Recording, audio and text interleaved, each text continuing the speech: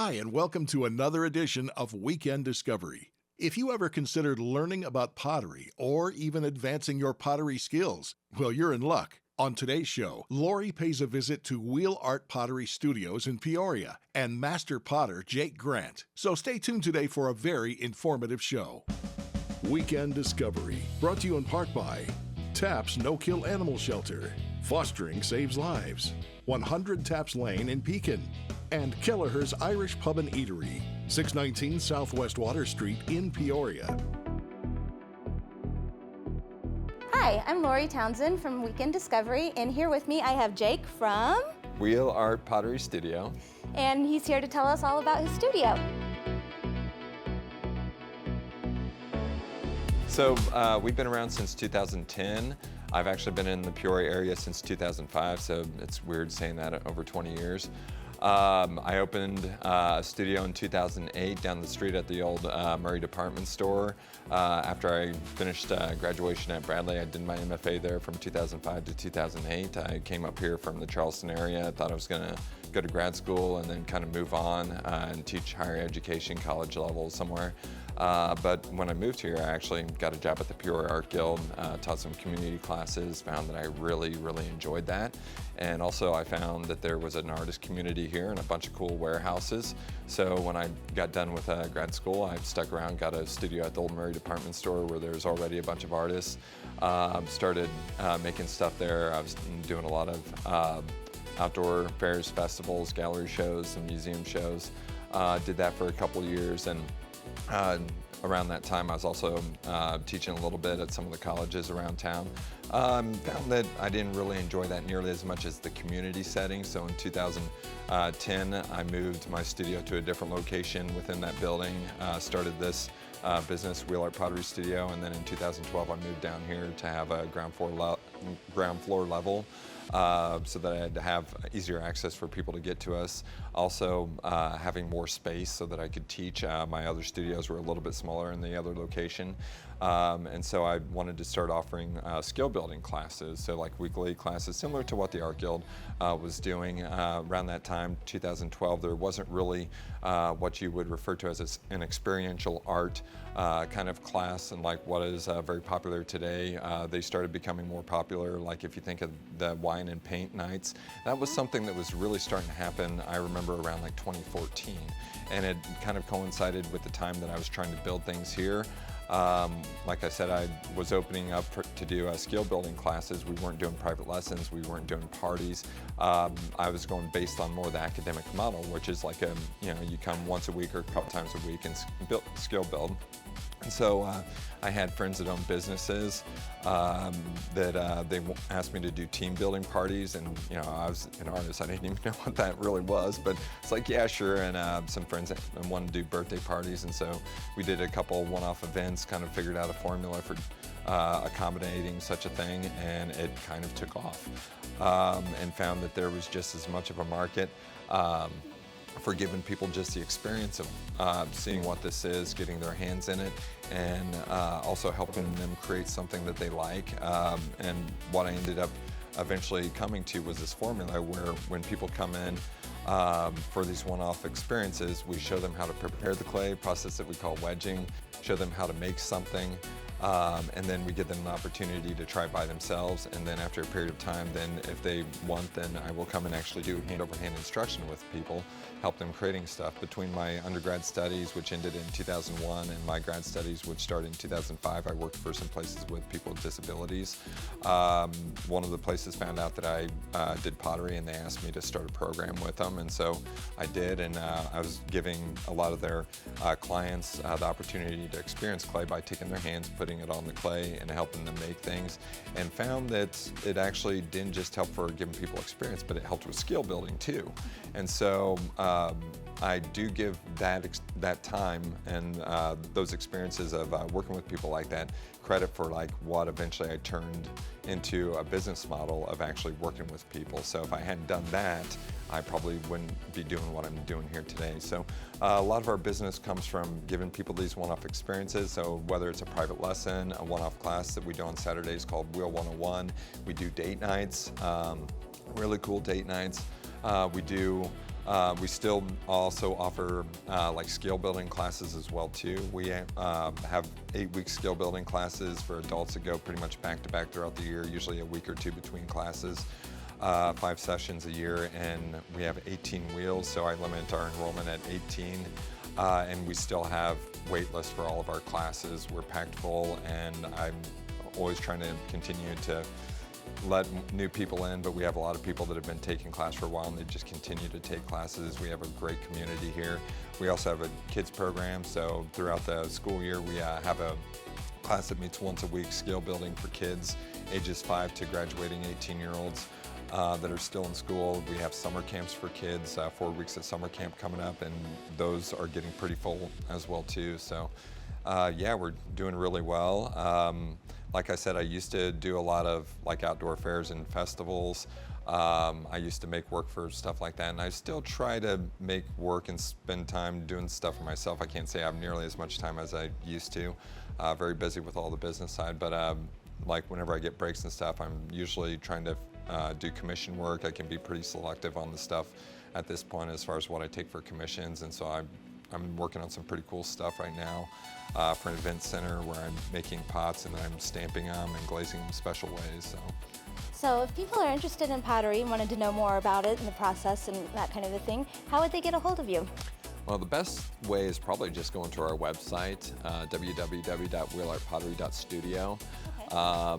Our website has descriptions of all our different offerings, everything from, like I said, the private lessons to parties, team building. We have the descriptions, we have forms on the website so that if you decide you want to sign up, you can just fill out the form, and once we get the registration and I see if, availability, per the class or whatever it is that a person's looking for, and then we just pretty much do everything online. Technology, as much as I was trying to avoid it I was born in the late 70s. I grew up in the 80s and the 90s when most kids didn't have computers, technology. My father had computers all over the house, and so I grew up with stuff, and I was very resistant against technology. All the way through college, I would say. I would use them for my papers and such. I mean, academically, I was really good at a lot of stuff, but I didn't like the stuff. But I will say, if it wasn't for the ability to use our technology that we have, I probably wouldn't be able to have the studio that I have. So I am thankful for that. It makes it very easy for a small business. That sounds really exciting. Do you mind showing them some of like the basics of the pottery or how it's done? Absolutely. Oh, perfect. I have some pieces that I'm supposed to be working on, so I'll show you how I'm going to be making one. Oh, great. One of these big bowls. Okay. Let's go over here. So I'm going to create big wide salad bowl. This is about 12 pounds of clay. I've got a commission I'm working on right now that's for an event center in town where I did about 300 pieces for them last year, and then they ordered some more pieces to add to the collection this year.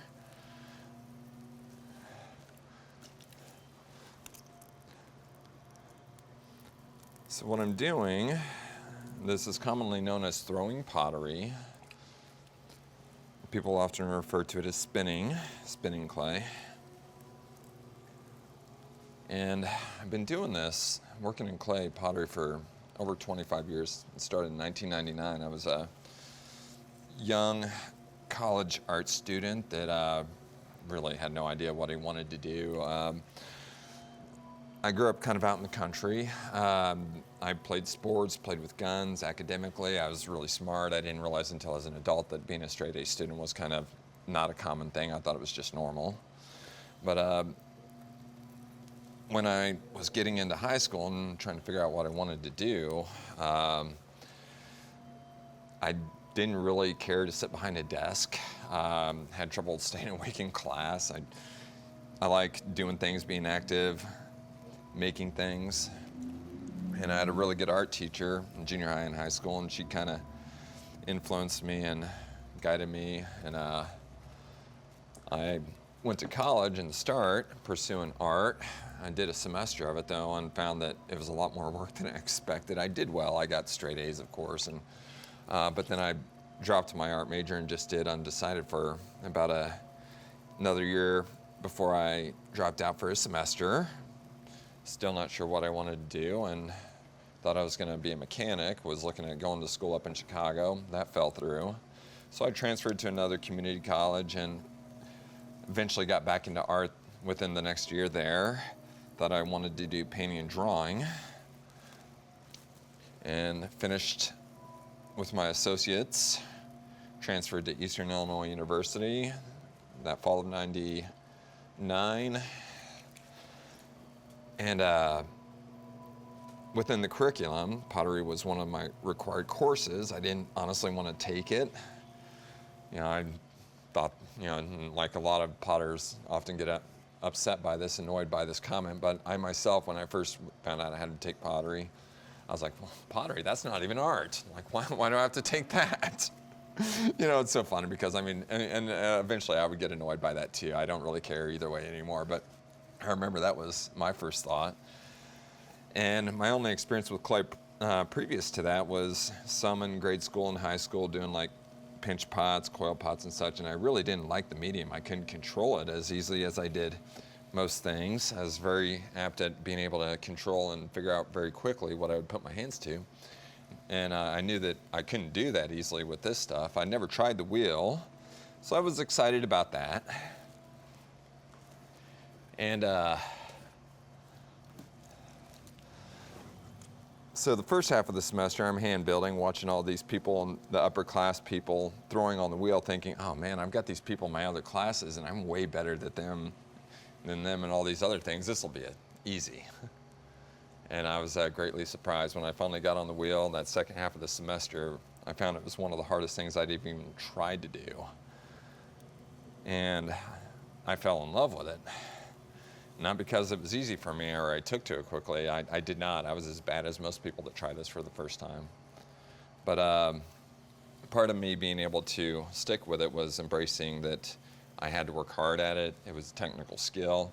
Often I tell people it's kind of like if you've ever learned to play a sport or playing a musical instrument, throwing on the wheel is kind of like that. You can be creative. You can make things intentionally, but first you have to figure out how to control the medium and the tool.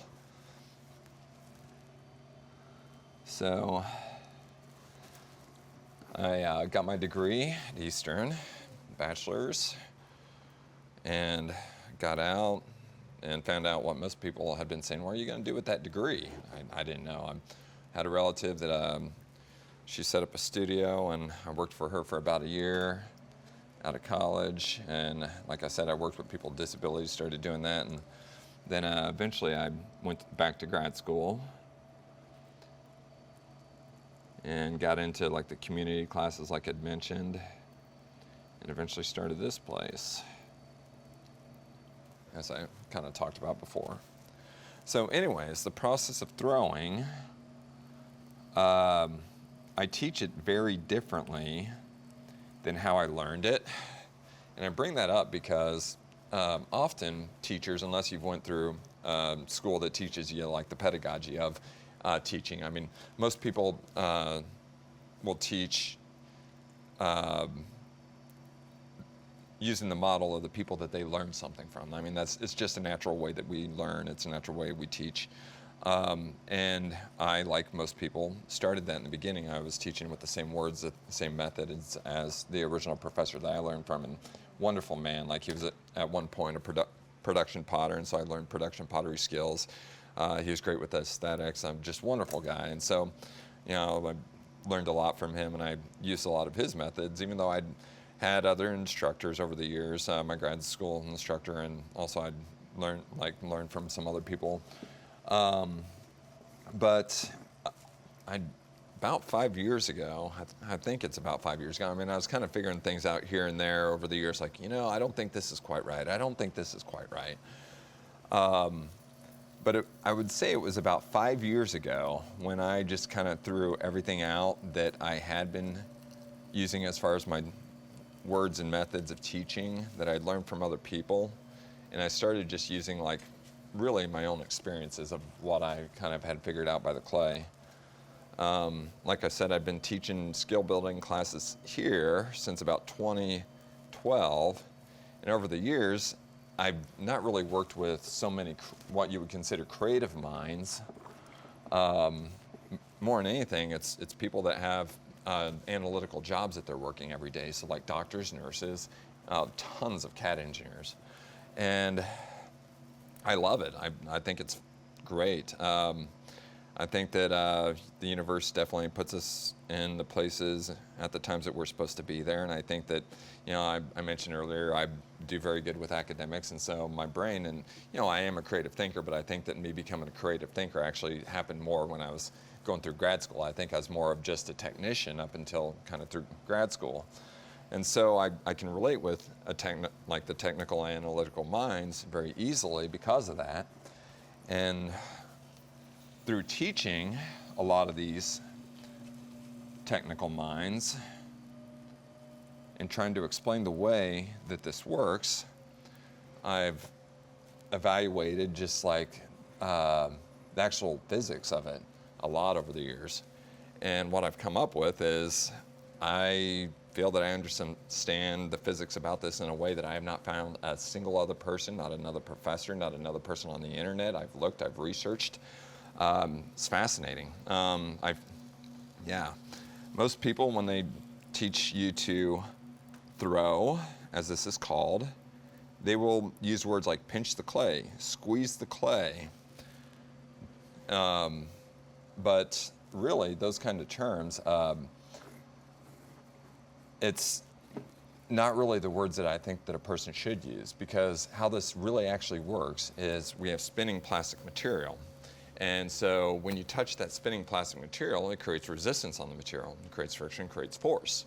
And so with that, if you do anything that creates too much resistance on the material, it will cause it to slow down and stop in your hands while the wheel continues to turn with the clay underneath your fingers, and it will twist the clay and it twists it off. So if anybody's ever thrown pots before and they've had that experience, that's what's actually happening.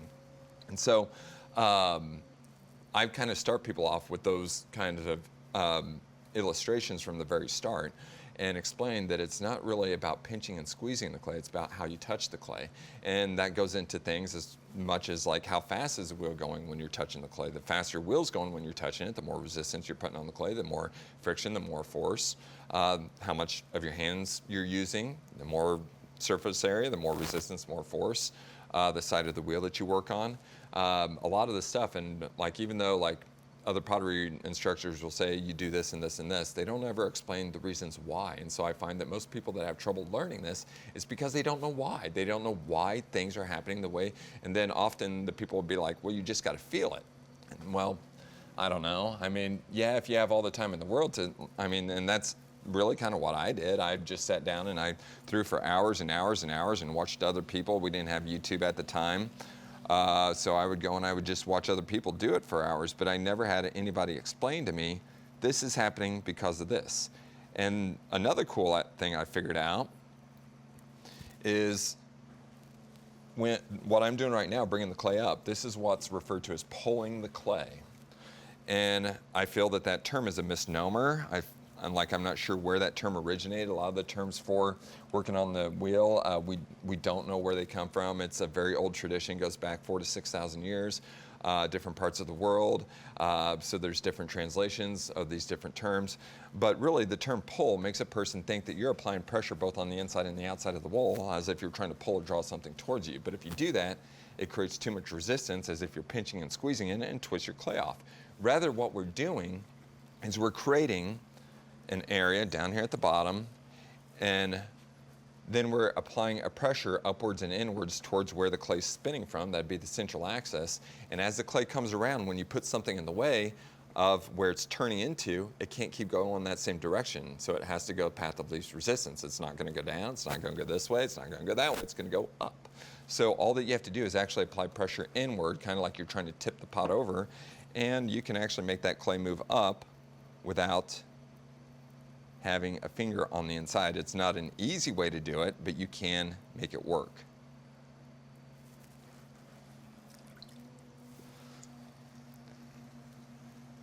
I'm going to do one more pull here.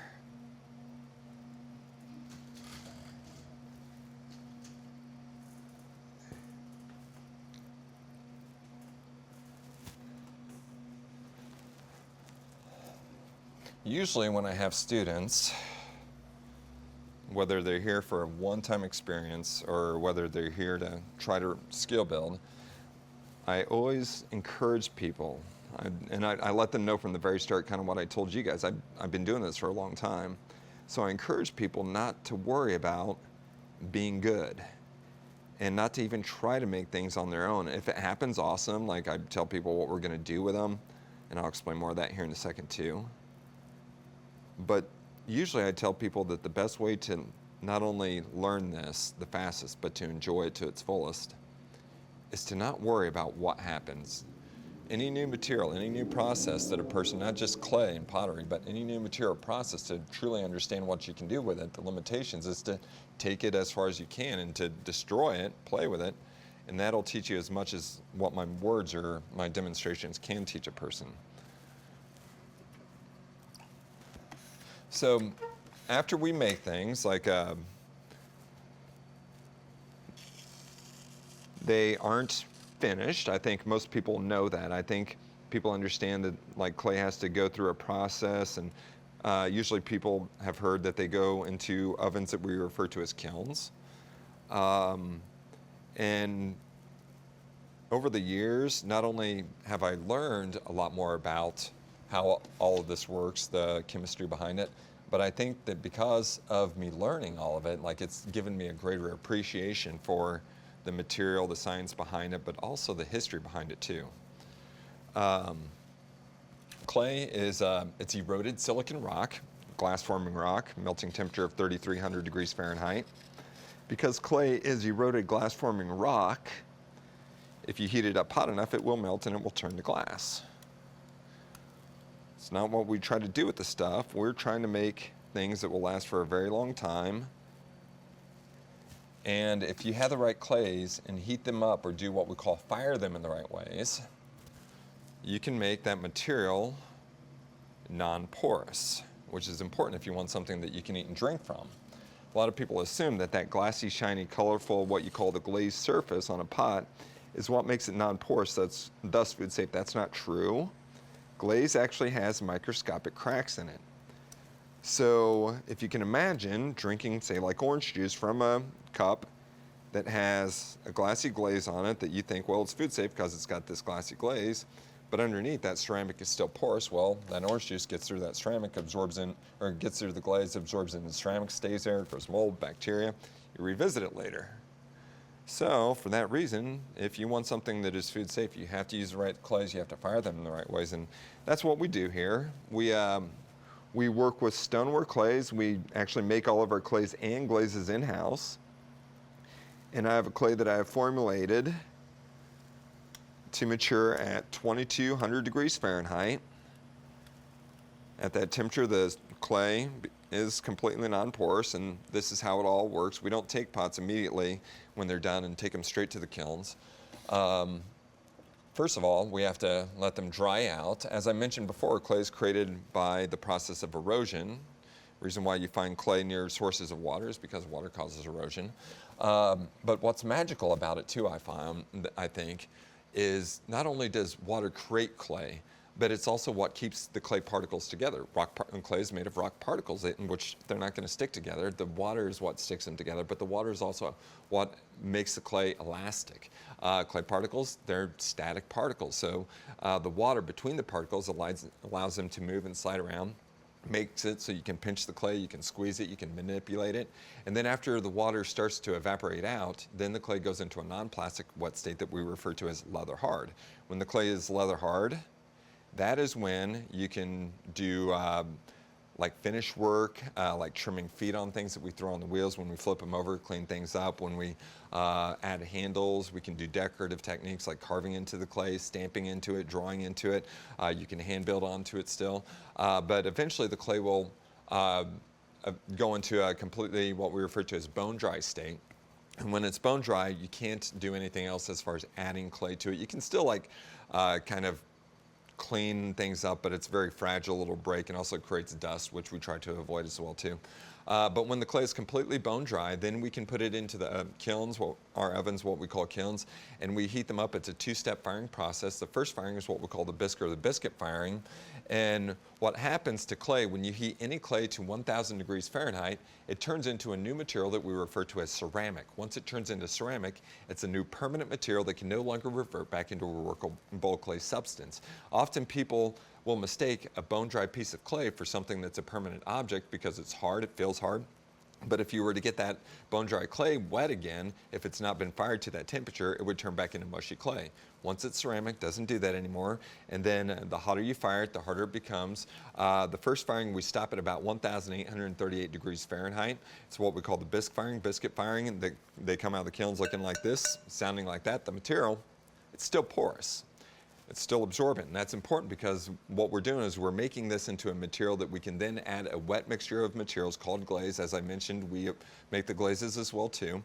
And so because it's a wet mixture of materials, if it wasn't fired into ceramic, it would turn the clay back into mushy clay. If it wasn't absorbent, like I said, it eventually becomes a non-absorbent. If we fired it to that point, well, the glaze wouldn't stick to the piece. So we glaze them, we wipe the bottoms off, we stick them back into the kilns, we heat them up the second time to 2,200 degrees Fahrenheit. The temperature at which I mentioned the ceramic becomes non-porous. The glazes are formulated to melt at that temperature, sticks to the surface, becomes that glassy, shiny, colorful surface. And when they're all done, they are food safe, they're dishwasher safe, and they're microwave safe too. When I'm teaching people how to do this, I usually encourage people when they're learning and making things within about this scale to make things between about 1/4 of an inch and 1/2 of an inch. Bigger pieces, I kind of will increase it a little bit more sometimes, but this one, it's about that thick all the way through. But the bottom I do have twice as thick so that I can then create a raised foot and also leave a little bit more clay so that when I do the stamping, it allows for the stamping process. So this is just clay that I kind of built a wall up from. I've got a slab of clay at the bottom underneath this piece that I carved an image into, and then I created this. I threw this up around it to create a wall so that I then have an area to kind of hold the plaster that I poured in to create the stamp. So we're just going to break this off.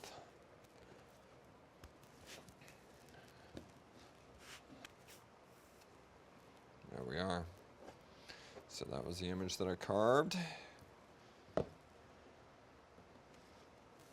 And looks like it's stamped really clean.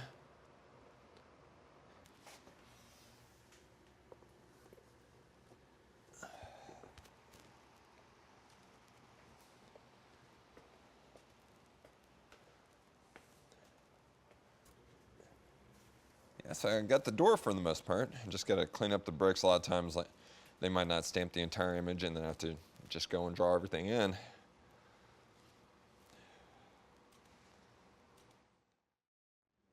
Thanks for showing us around and letting us see what all was here and what all you guys do. Absolutely. If you don't mind, if it's telling us one more time if we wanted to take a class, how would we get a hold of you again? Yeah, so best way would just be to visit our website. It's www.wheelartpottery.studio. Okay, thank you so much. Thank you. Weekend Discovery, brought to you in part by TAPS No-Kill Animal Shelter, Fostering Saves Lives, 100 Taps Lane in Pekin, and Kelleher's Irish Pub and Eatery, 619 Southwest Water Street in Peoria.